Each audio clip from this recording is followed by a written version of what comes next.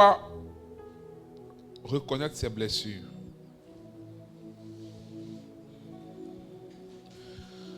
Prendre conscience de ses blessures et connaître ses blessures, c'est comprendre les mécanismes qui nous empêchent de vivre convenablement, d'être épanouis, d'être heureux, d'être heureuse et surtout d'être nous-mêmes. Quand tu connais tes blessures, quand tu prends conscience de tes blessures, tu commences à voir pourquoi tu n'es pas heureux, pourquoi tu n'es pas épanoui, pourquoi tu as l'impression d'avoir toujours des mauvais ressentis dans ton cœur. Donc tu comprends les mécanismes qui t'empêchent de vivre et d'être heureux ou heureuse. Lorsque tu connais tes blessures, il y a de l'autocompassion. Qui a déjà eu compassion de lui-même? Personne. Il faut avoir de l'autocompassion. Il faut être capable de te regarder. En fait, c'est que vous ne vous connaissez pas. Tu accuses toujours les autres. Mais il faut t'asseoir et dire, moi, je me dis quelque chose aussi. Oh. Oui. Il faut avoir de l'autocompassion. Quand tu connais tes blessures, là, ça genèse ça. Quand tu te découvres, en fait, tu as beaucoup accusé. Tu te dis, apparemment, c'est moi le problème. Donc toi, je te prends en pitié. Et quand l'autocompassion commence, tu commences la démarche de vérité. Ça met la paix intérieure. Oui. Il y a une paix qui naît en toi et il y a moins de colère en toi. Vous savez, la colère vient surtout lorsqu'il y a incompréhension intérieure.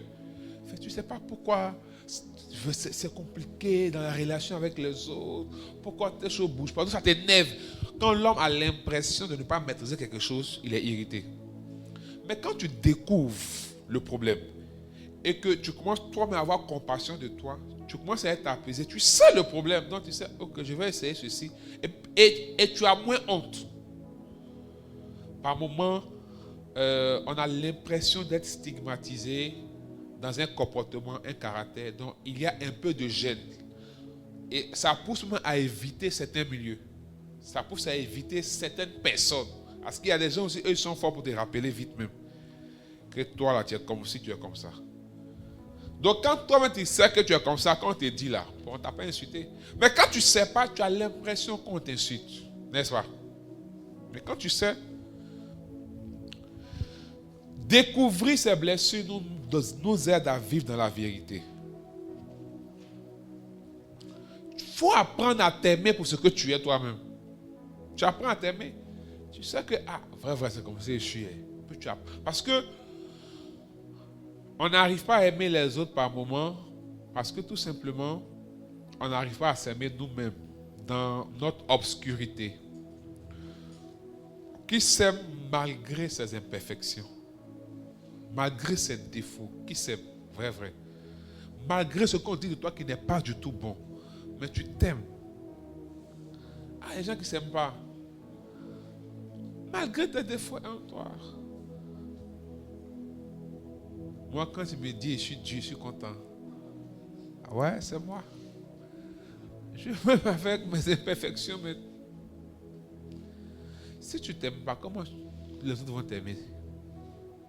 Et comment tu vas aimer les autres? Et surtout quand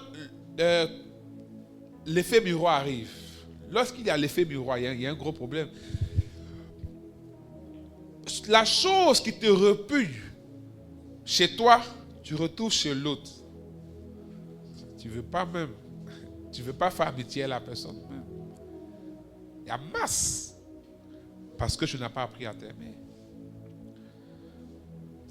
Normalement, tu dois dire ça. C'est en physique qu'on dit que les contraires s'attirent. Non. Ça, c'est en physique. Dans la vie humaine, là, dans le spirituel, là, contraire au. Même chose au. On s'attire, on doit s'attirer. Si on doit être ensemble, là, on va s'attirer. Naturellement, Pierre et Paul ne peuvent pas être ensemble. Pierre est doux, impétueux, poltron. Pierre, c'est un vacillant. Hein. Son nom, là, André, je n'a pas bien brisé les liens, là. Lui, il est comme ça. Simon, là. Paul, non, Pierre, il est poltron, il est conciliateur, il est doux. Paul, il est impétueux. Il est colérique. Il est d'attaque. Donc, naturellement, les deux, ils doivent avoir masse chaque fois. Et souvent, il y avait masse. Mais les deux ont travaillé ensemble. Les deux ont compris que dans leur diversité, dans leur différence, il y a une grande richesse qu'est l'appel de Dieu sur leur vie. Voici leur grande compréhension.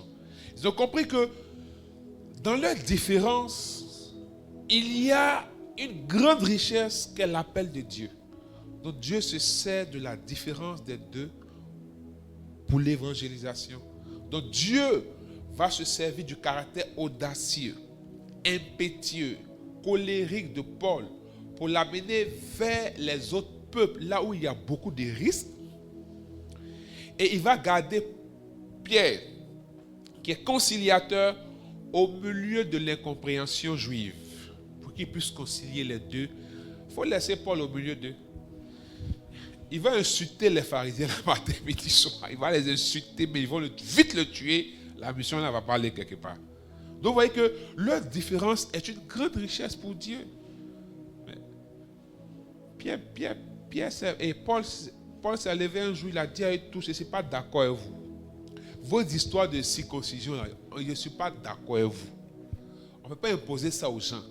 Pierre s'élève là-bas, lui là s'élève là-bas. Puis Paul, il est quitté où? Nous les anciens, par là, dispute. On dit, bon, pour tuer le discours, montons à Jérusalem pour faire le premier conseil. Là-bas encore, ils se sont insultés bien.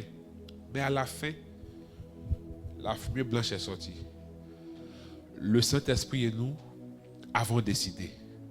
Voici. Dans leur incompréhension, Dieu a triomphé. Donc, ce que tu trouves obscur de toi n'est pas forcément diabolique. Laisse juste le Saint-Esprit pénétrer l'obscurité de ton âme et laisse Dieu faire de ça une grande richesse. Tu verras la différence. Connaître ces blessures nous permet de marcher vers l'autonomie. Quand tu sais les souffrances intérieures qui sont en toi, tu as la capacité de savoir ce que tu dois faire, comment tu dois le faire, où tu dois aller et avec qui tu dois aller. Donc, mais quand tu es embrouillé, tu ne comprends rien de ce qui se passe à l'intérieur de toi, tu es dépendant des autres. L'une des plus grandes souffrances, c'est la dépendance. Et pour connaître ces blessures, il y a ce que j'appelle l'effet miroir. C'est-à-dire, tu te projettes dans un miroir, il y a toi. Pour voir la profondeur de ton âme, qu'est-ce qui se passe, qu'est-ce qui ne va pas. Très important. Ça te permet de connaître et de comprendre.